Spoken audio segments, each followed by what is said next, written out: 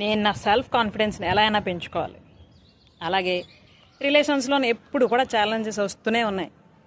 వాటి నుండి ఎలా బయటపడాలో అర్థం కావడం లేదు. ఖచ్చితంగా దానికి సంబంధించి ఏదో ఉంది వెనకాల. అది తెలుసుకొని నేను నా రిలేషన్స్ని అద్భుతంగా మార్చుకోవాలనుకుంటున్నా.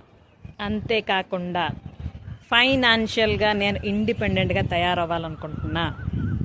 ఎందుకంటే నాకు సంబంధించిన చిన్న చిన్న విషయాల్ని ఫుల్ఫిల్ చేసుకోవడానికి చిన్నప్పుడంతా కూడాను ఫాదర్ మీద డిపెండ్ అయ్యి వస్తూ రావడం జరిగింది.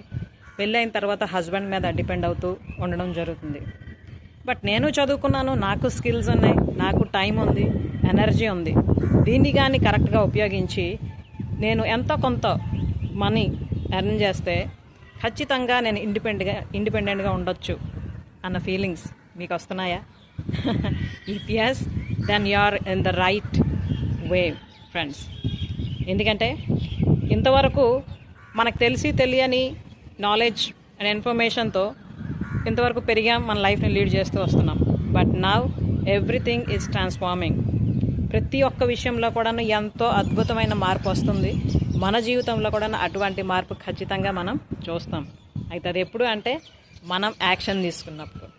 సో మరి మీరు ఏ యాక్షన్ తీసుకుందాం అనుకుంటున్నారు మీ లైఫ్లో వండర్ఫుల్ ట్రాన్స్ఫర్మేషన్ తీసుకురావడానికి?